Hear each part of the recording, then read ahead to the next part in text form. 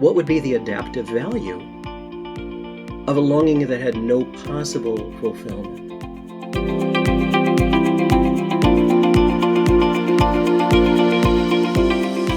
Hi, this is Dr. Jed Macosko at Wake Forest University and Academic Influence. And today I have the pleasure of interviewing an old friend, Professor Jed Budziszewski, and he has written another book, another wonderful book that I have really been enjoying reading, and it is fantastic. So I'm super excited to talk to you about this today, Jay. First off, you've written a book about Thomas Aquinas, and now in the book you say that this is kind of a spin-off of that. It's your own take on how and how not to be happy. That's right. So if somebody were to ask, to put you and Aquinas in the same room and ask, what does it take to be happy? Would there be any significant differences between you and Aquinas? No. I really am a Thomist. I don't think that there's anything that I've said in this book that he wouldn't agree with. But on the other hand, I've asked some questions that he didn't ask. I mean, he asks a ton of questions that I don't ask in this book. He covers much more ground. But I asked some questions, for instance, is happiness to be found in meaning? Is happiness to be found in this? And I unpack some of his arguments in more fully. The book isn't, here's my explanation of Thomas Aquinas. Rather, it's an explanation of the same thing written by somebody whose mind has been largely shaped by Aquinas. Does that make sense? Okay, so it's your take. My take. But he would agree with everything. I think so. I hope so. Okay. That's good. That's good. So we know what we're getting into. Now, I enjoyed how you structured it. The beginning is sort of, how would we study this thing called happiness? Mm-hmm. And then the middle is, I counted about 13 different ways you can't be happy, but people think they can be happy, at least 13 different chapters. Some things get lumped together.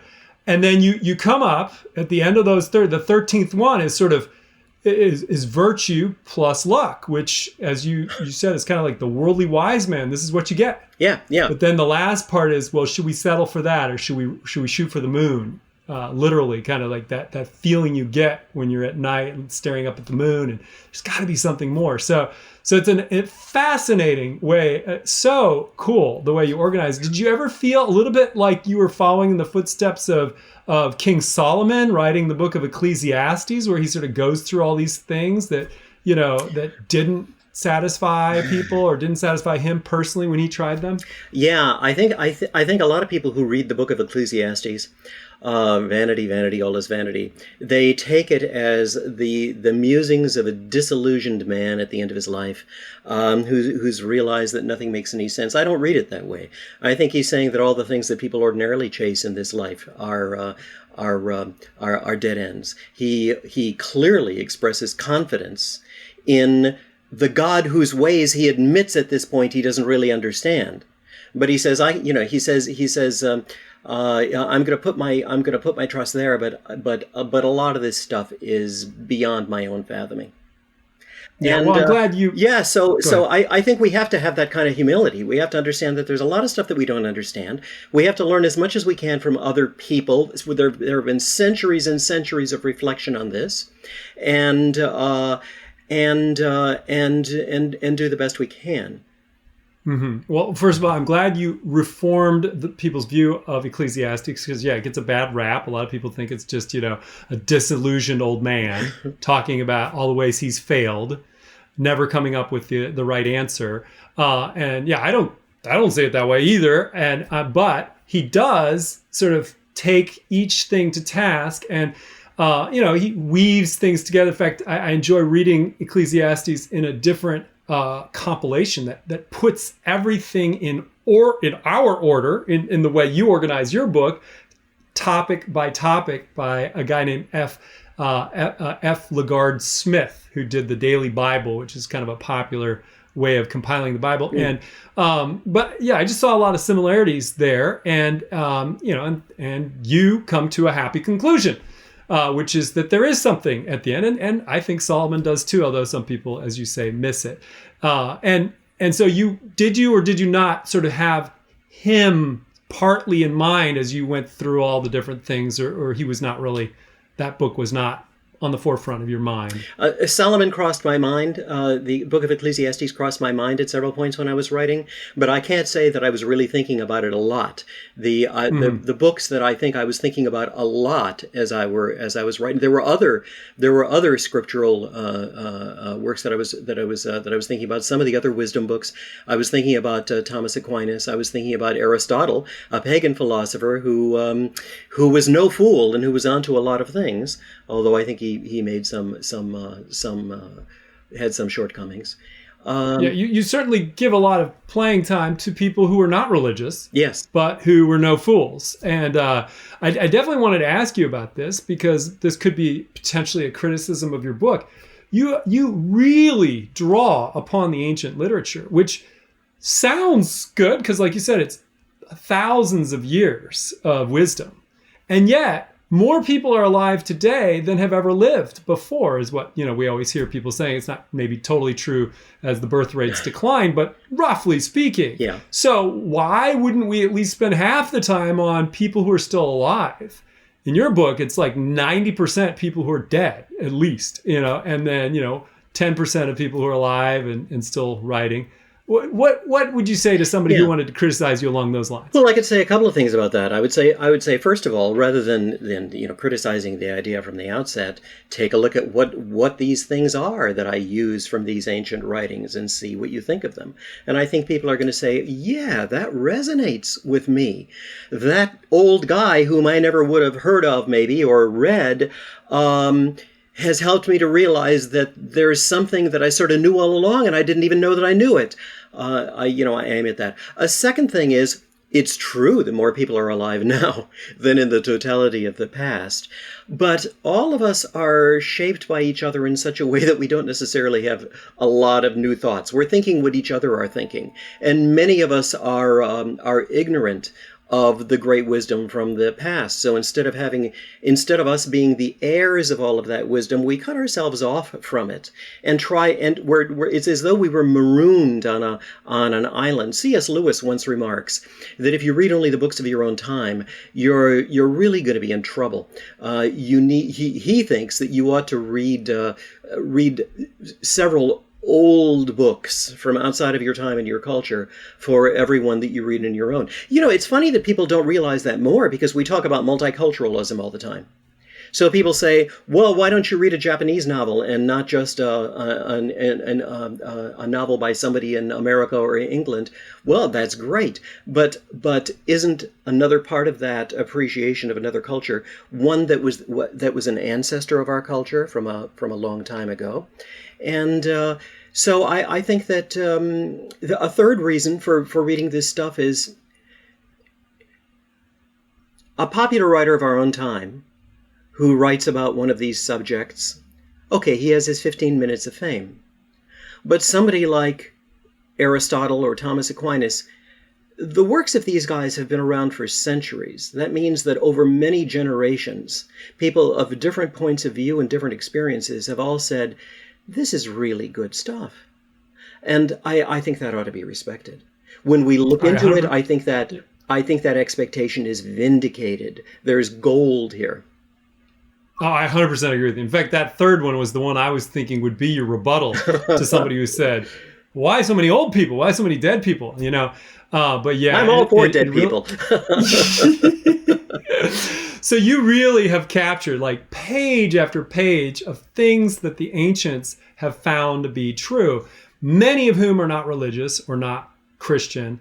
And you're drawing from them. And in the end, it does boil down to a Judeo-Christian answer. That's kind of the kicker at the end. So I don't want to, obviously don't want to scare people off from the book. The book could be very useful even if you are reviled by the final few chapters, because you take it very methodically and reasonably with using rationality. So it's fantastic. I've done that in a couple of my books. I realized that there's a sort of a fear of falling off the cliff, of being dragged into the regions of unreason. among many people. There's a sort of a fear of religion. One philosopher, Thomas Nagel, who is not himself a theist, not himself a believer in God, says that it disturbs him that many of the most intelligent people that he knows are believers in God. And it isn't that he doesn't think that there is a God, it's that he doesn't want there to be one, and he accuses himself of fear of religion. And so I make it easy for my readers. I say, look, I'm not going to talk about the God stuff until later in the book. If you want to avoid it and stop after part 1 and part 2 and not read part 3, you can do that. And I think that there's still some stuff that you can gain from the book. But the complete answer is going to be found only by taking the risk. Do you have enough courage to go just a little bit further? Mm-hmm. Well, I mean, I think it's kind of like a person who hates Fox News, knowing that they're going to have to watch Fox News for the next half an hour, or MSNBC, they have to watch it. If they're prepared, it's not so bad because they can see sort of, what they don't like about it, and maybe they can learn something. And, I think it was nice of you to put it all in one spot so they're not surprised. That was smart. It was also nice that you said for people, they can skip the first part and jump right into things that you think might make you happy. What a person like that, what would you want them to at least know? Like if they're watching this video and they're going to skip the first third of the book, what are they going to miss that you can maybe fill in here for a little bit? Well, one of the things that they're going to miss is, if they skip the first third, is why I talk about it the way that I do. Why don't I do it? There's been an explosion of happiness studies. A lot of psychologists, social psychologists, sociologists, people like this do survey research, and they ask people, what do you think happiness is? What makes you happy? And the assumption seems to be that the answer to the question is whatever the majority of the people say. They say, well, 60% of our respondents said that family makes them happy, so that must be the meaning of happiness. Online, I didn't dig into this, but online I came across an article on one occasion that said, well, we've surveyed wealthy people and we've discovered that the notion that money can't make you happy is false. It does make you happy. This is what they say. This is a foolish way to proceed. Not because people don't know anything about happiness. They do. If people didn't already know something, we'd have no place to start. But people don't always know what they know. They know all kinds of things that they're not aware of knowing. And you have to help them connect the dots. You find this not in a survey, in a tallying of the answers, but in a conversation, a dialogue where all of that stuff that isn't connected and it has to be exhumed. It has to be dug up and put in a coherent order. So they're going to miss that. They might think, well, why aren't you just giving me a lot of survey analysis? I do mention some of the surveys, rates of suicide and things of that sort, the differences between suicide rates in wealthy neighborhoods and poor neighborhoods, that sort of thing. But I don't rely on them. And so one of the things that they're going to miss is that. Another thing that they're going to miss is some of the nuances of there are some differences that we have to make. It's one thing to know what we mean by the word happiness, and it's another thing to know in what that thing lies. Those aren't the same question, and so a lot of times we get confused because we don't clearly formulate in our minds, well, what is the question that I'm really asking here? It's one thing to say, well, happiness is fulfillment. I think that's true. Happiness is living well and doing well. Sure, that's fine. But how do I have to live then? What do I have to be doing? That's a different kind of question. Why is it that it's so hard to talk about it? Why do we talk past each other? So I talk about that too. And so people who skip the first part are going to miss that. But if that doesn't interest them, that's fine. You could call it, to sound very social science-y, you could call it the methodology section of the book. Although I try to be more conversational about it. Well, it does seem like they'll miss out on stuff. But if they did want to temporarily skip over that and they're listening to this video, it sounds like the summary is, you're not going to really understand why I take the approach that I take, which, just to be clear, your approach is to find out what dead people in the past, said was important, that has persisted because people thought they were onto something. I wouldn't quite... And it's Go ahead. Yeah, I wouldn't quite put it that way. I do interrogate these dead people, but I disagree with them sometimes too. What I try to do is with the dead people is not say, let's not listen to the live people, let's listen to the dead ones, but rather let's have a conversation and bring those dead people into it. Yes. As well as bringing us into it. You take people who are alive all the time. I agree. Right. I agree. Right. And so I try to discuss it in a way to connect the dots of things that we already dimly know, but don't really realize that we know, haven't really grasped. I'm assembling reminders. Yeah, I mean, the book is kind of like watching a chess match between a grandmaster and his unwitting opponent. I mean, you move pieces one by one, setting up a trap that comes in the third part of the book. It's fascinating, honestly, not to scare people from the third part, but you really take away all the material. There goes the rook, there goes the knight. All these things are just dropping like flies, chapter after chapter, because you poke holes in what some of the dead people say, what some of the living people are saying, that is not the way to find happiness. Now, I don't just, that's true. I don't just try to poke holes, though. I think that even if an answer is a mistaken answer, people will think happiness lies in power. People lies in having meaning, whatever it is, even if it's a false meaning. Happiness lies in love. Happiness lies in wealth. Happiness lies in beauty. Happiness lies in health. Even if that's a wrong answer, nobody can fall for a wrong answer unless there's something right about it. There are grains of truth even in errors.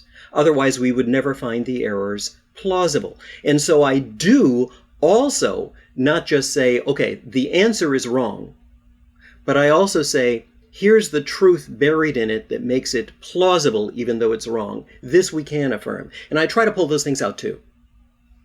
Mm-hmm. Yeah, no, you definitely do a great job of pulling that. Otherwise, the third part of the book wouldn't make sense. Yeah. Because in the third part of the book, you say that all of these 13 things and, the sub things that come under them are all reflections of something that lies outside of created order. That's right. And can really only lie outside because it's not here, and yet we long for it. Mm-hmm. So if each of those 13 things didn't have some grain of truth in them, or quite a bit of truth in them, then they wouldn't really be pointing to anything true, is what I kind of gathered from what you were saying. So that was encouraging. Tell us a little bit more about that. I mean, here I am talking about your book. You should be talking about your book. Well, the way that you've just put it, there's a point in part 3 where I quote from Augustine of Hippo, and he puts it much the way that you did. He says, look, people lust, but that's about love, and perfect love is found only in God. They want wealth. Well, wealth is sufficiency, and perfect sufficiency is only to be found in God. They are attracted to beauty, but the source of all beauty is only to be found in God. So he thinks that these things in the created order that always do leave us satisfied. I look at something beautiful for a while and I think, okay, I go back I look at the sky, oh, how wonderful, and I'm moved and my heart is longing, and I go back in my house and I forget about it, and I think that was nice, but I can't possess all of that beauty. Well, it can be possessed in union with the one who is beauty itself. So I'm getting to that point. I don't really expect it to be plausible before I have gone through the argument in the rest of the book, but I think the rest of the book sort of sets you up for that, to see, oh, here's why somebody would say something like that, and here's why we would say that all of this stuff in this world, these goods are real goods, but there is something that leaves us wanting. So that's what's going on there. And you're right to say that you don't expect somebody to believe you in this third part until you've made your case in parts 1 and 2. Okay, I agree. But, somebody might be watching this and never get a chance to read the book, but yet they're ready because their whole life has been essentially walking them through the pages of your book. Mm-hmm. Their experiences have been that. Yes, that's right. And what you say right here in this short little interview might be the final little straw that breaks the camel's back. So how would you put it succinctly about the whole point of your book? How would you put that succinctly? Okay. I would say, first of all, that happiness is perfect fulfillment. It is that which leaves nothing further to be desired. Nothing in this life can do that. The most perfect friend, there's something perilous in friendship. Human friends do sometimes betray each other. They forget about each other. They stop caring for each other. There's something perilous, even more perilous, about the sufficiency of wealth, or about many other things on which we try to base everything. Ultimately, all this stuff leaves us wanting. And we even experience, it's not just that this leaves us wanting, it leaves us wanting something. When I was a kid, I used to, well, not when I was a kid, when I was a teenager. I think that this first came over me powerfully. When I was a teenager, I would go outside the house and I would look at the moon. And I experienced some sort of longing. Now, it wasn't a longing for the moon. I think I thought at that age that it was. I thought, oh, if I was an astronaut, this longing would be satisfied if I could set my feet on the moon. No, it wouldn't be. Then I'd just be standing on the moon looking back at the earth and feeling the longing there. We all experience this strange transcendental longing. You look at the peak of a hill or a mountain far away, and you climb it. Well, you don't feel that longing has been satisfied. And then you may look back toward the beautiful plain and you feel it again. There's something that's out of my reach. What is it? What is it? Why on earth would we long for something all these goods are real goods. Why on earth would we long for something that nothing in this world can give? Unless something, let's put it this way, out of this world could give it. Because there is no such thing as a desire that has no possible fulfillment.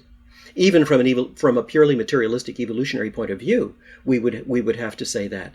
From a Darwinist point of view, everything is supposed to be adaptive, right? What would be the adaptive value of a longing that had no possible fulfillment? It would just drive us crazy. One materialistic sociobiologist, E.O. Wilson, once wrote a book in which he argued that the reason that most people believe in God, or at least wonder about God, is that we have a God gene. Well, what would be the adaptive value of a God gene? He said, well, the adaptive value of the God gene is that it makes the group more united. Well, why not just have a gene for being united? Why go this roundabout way? And besides, believing in God doesn't necessarily unite people. People can be torn apart by those kinds of things. So those kinds of things just don't really make sense. Some people even try to say that all of these longings that we have for something more are mythical.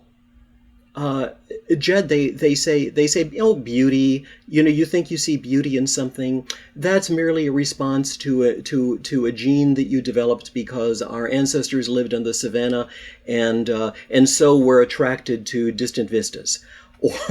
Or we like symmetry because if somebody's face is very asymmetrical, the person may not be a good mate. I don't think that this explains why I feel a strange longing when I listen to Johann Sebastian Bach's Air on the String of G. It's there's something else going on here, and we have all these hand-waving explanations. But they seem to be ways of looking, they don't seem to me to be ways of looking at the data and explaining it. They seem to be ways of avoiding the data. I think the data points beyond the created order, and the only other thing beyond the created order is the creator. So, that was a long answer. I mean, I think you wanted a pithy one. Shorter than having to read your book, right? Or getting to read your book. Yeah, that's right. No, it's good, and it comes right from the chapters between part 2 and part 3, and just that whole thinking about longing for something when you look at the moon. But if you were standing on the moon, you'd be longing for something else. Standing on the top of a mountain, longing for the field.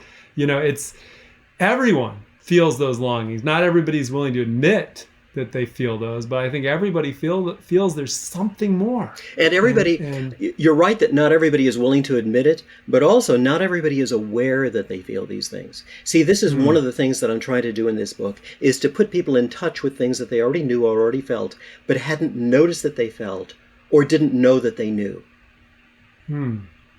So some people have these feelings but are not aware of them. I think so. And by reading your book, it might open their eyes to what they're feeling. Yeah.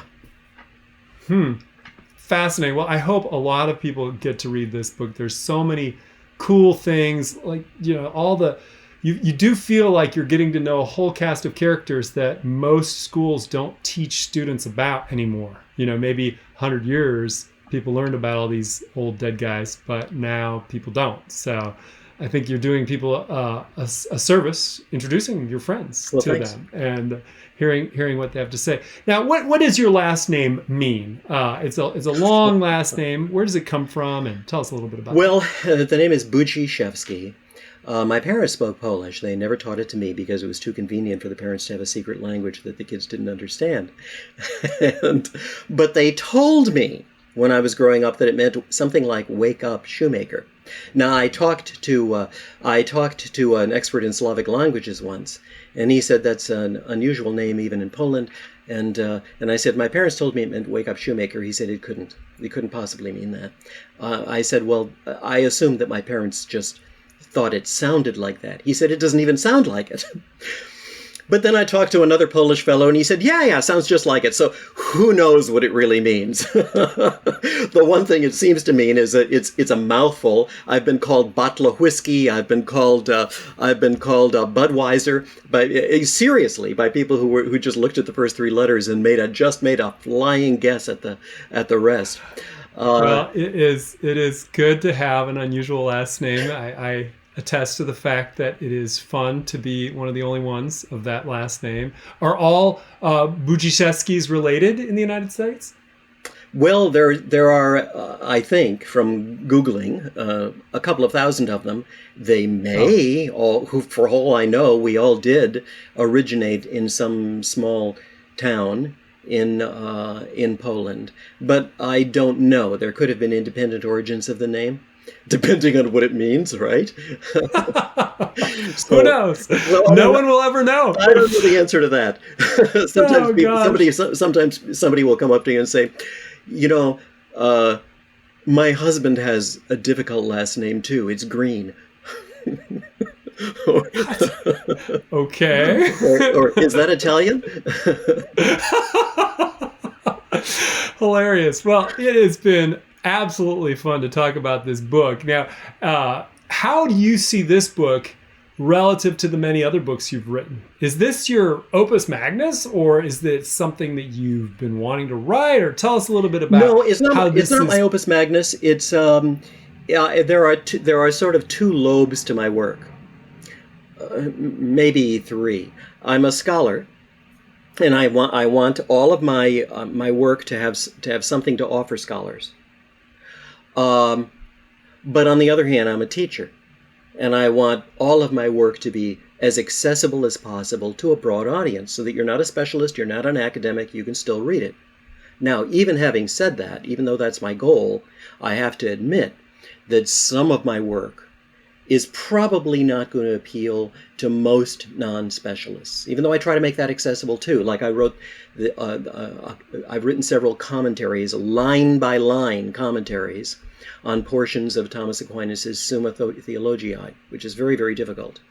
Well, I try to make it readable, and people say it is readable, but most people are not going to pick that up off the shelf. At the other extreme, I've written things that I hope will be attractive to scholars, but they're aimed squarely at general readers. And this book falls in that camp. My book, What We Can't Not Know, a Guide, is a book of that kind. It's about the natural moral law. It's trying to make the common moral sense of the plain person. It's trying to show what its rational foundation is. I wrote a book on the meaning of sex, and it falls into that group. So this is one of those. And then there are books that I wrote that are directed to young people, like How to Stay Christian in College, which is, that's still a third audience. That's general readers, but it's a more specialized set of general readers. Well, you've created some amazing works. Things have changed quite a bit since you wrote How to Stay Christian in College. the kinds of challenges that students will face going off to college this year compared to when you wrote it are completely different, I would say, in my opinion. Will you write an updated version of that, or does this new book have enough in it to help people, or what would you say about that? Well, I don't think I might. I don't rule out the possibility of doing an update to How to Stay Christian in College. If I did do an update, I would add some sections and maybe do a little bit of revision rather than totally writing the thing over from the beginning. I think that most of it still is relevant. A lot of the trends and the tendencies that I talked about there have merely become more extreme still. And but the chapter on sex, I think the observations that I tried to make there are going to be true in any age. The advice that I gave about how to find a sound Christian community on campus, I think are going to work. How to avoid craziness, some of the main forms of craziness. I think that's going to pretty much work. So I could maybe, but it's not high on my list of priorities right now, and my publisher hasn't asked me to do so. I've had readers write from time to time say, "Why don't you write something about how to stay Christian in the workplace?" But I haven't had a lot of demand to update that particular book. So what's your next project then? What's highest on your next list of things? Well, I'm working on it now, and it's on the more academic side again. I mentioned that I'd written this series of line-by-line commentaries on portions of the Summa Theologiae. The first one was on the treatise on law, and my focus there is the natural law. The second one was on Thomas Aquinas' approach to moral character, virtue ethics.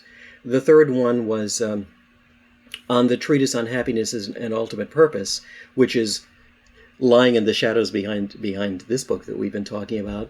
The fourth one was on his treatise on divine law, and now I'm writing a line-by-line commentary on his doctrine of God. It's the very first part of the Summa where he talks about the so-called 5 ways. This is how we know that God exists. A lot of people think that it's only that. They might have been assigned the 5 ways to read in a philosophy course in college. But he says much more. He thinks that not even without recourse to Scripture, even before you get to the Bible, which he absolutely believes in and thinks is true and authoritative, but even before you get to that, he thinks you can demonstrate that God exists, that he is wise, that he is infinite, that he is good, that he's all-powerful, that there's only one of him, that he is the creator, and that our beatitude, our blessedness, our happiness could lie nowhere else but in him. So I just go through that. I think it's one of these things that people think, oh, that's only for philosophers to read, and I don't want it to be just for philosophers to read. So I'm trying to unpack it. Awesome.